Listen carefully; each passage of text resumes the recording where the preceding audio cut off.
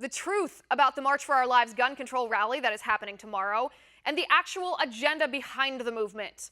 Spoiler alert, it is not about common sense. It is not about honoring the 17 victims of Parkland. It's all about gun control, and it says so right here on the March for Our Lives website. Our elected officials, they say, must act by, number one, passing a law to ban the sale of assault weapons like the ones used in Las Vegas, Orlando, Sutherland Springs, Aurora, Sandy Hook, and most recently to kill 17 innocent people and injure more than a dozen others at Marjory Stoneman Douglas High School. You notice, by the way, that these gun control fanatics don't mention the weapon used by the Maryland high school shooter, even though he killed his ex-girlfriend, was not an AR-15, a semi-automatic weapon, or semi-automatic rifle, nor do these anti-gun activists mention that this firearm that they are trying to ban, the AR-15, was the same weapon used by a civilian to stop the shooter in Sutherland Springs, Texas. They go on. Of the 10 deadliest shootings over the last decade, they say, 7 involved the use of assault weapons. No civilian should be able to access these weapons of war, which should be restricted for use by our military and law enforcement only. Right, the same law enforcement that just a short year ago, these same liberal activists were calling racist pigs who target black Americans based on their skin color. A year ago, these same liberal activists were suggesting we demilitarize the police. Now they want only the police to have AR-15s. Makes sense, you know, if your goal is to disarm America rather than protect our Second Amendment rights or keep people safe. Joining me now to break this down from the Daily Signal, Kelsey Harkness. Kelsey, thanks for joining me. Hi, Liz. Thanks for having me. All right, Kelsey, I want to debunk some of the talking points from this march. It's set to happen sometime tomorrow in cities throughout the country. And the talking points that they're using on television or on Twitter to push this march is they're saying that they're doing this just in honor of the 17 innocent people who were lost in the school shooting in Parkland, Florida. But if you look at their website, the stated goals of their march tell a very different story. They do tell a very different story. And what I think is important to remember right now is that everybody cares about school safety. Just not everybody agrees on the best ways to get there. And I ironically find myself in an interesting position with the March for Our Lives, which is happening tomorrow.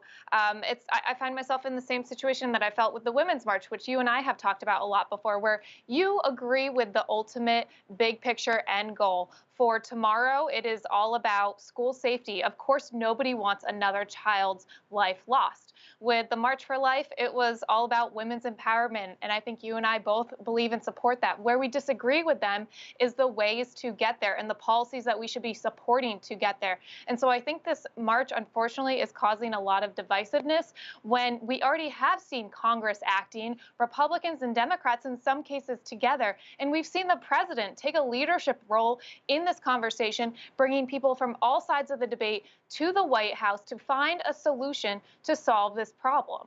Right, and this is probably going to make me look like a huge cynic here, but people like me, I think, are very skeptical of this march because I'm not even sure anymore after listening to the leaders, after reading their website, I'm not sure they're actually interested in doing something or enacting legislation that would make our schools safer. I'm not sitting here insinuating that they want kids to die. I don't think that that's rhetoric that's true for either side of the aisle, but I do have fundamental doubts that they are interested in shoring up school safety when there are so many things that we could do. Armed security guards in schools, arming teachers, making sure that local law enforcement like the Broward County Sheriff's Department or the FBI, making sure that they follow procedure. There are so many things that we could do to make sure that this doesn't happen again, and they don't seem to be interested in that. In fact, they actually ridicule and mock people like you and I when we suggest those things. One of the first things that we need to do is enforce the laws that already are on the books. Laws about background checks. People are getting around the systems that we already have in place. Parkland was one of the worst failures on behalf of law enforcement in recent history, and I don't know how we're not talking about that more. There were so many red flags.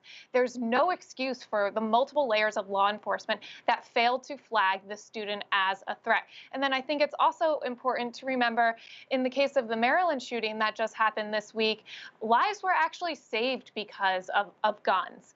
And lives were saved because someone heroically was willing to put their life on the line for children. And I think I think there's so many teachers and so many administrators in schools who are willing to do that, who are willing to conceal carry. And just because it involves guns, I think so many of the people marching tomorrow are against that. Right, and well, that's the other thing, and I'm glad you brought up Maryland because tragically, the killer in the Maryland school shooting did kill the 16-year-old girl. She did die. She was taken off life support last night, which is tragic and it's heartbreaking. But when we're looking, like you said, at what ultimately stopped the shooter from killing even more people, or what would have prevented him, none of the laws that the liberals in this march, the March for Our Lives, are advocating for would have stopped him. Raising the minimum age to purchase a firearm to 21 wouldn't have stopped him. That's already a law in the state of Maryland. He was 17. You're not allowed to purchase or even possess a handgun until you are 21. He stole his father's legally owned Glock anyway. It wasn't with an AR-15. It wasn't with a semi-automatic rifle, what they're calling assault weapons here. There wasn't a high-capacity magazine, which they also want to ban. None of the elements of gun control laws that they're calling for would have actually stopped this. But what did stop it was that proverbial good guy with a gun.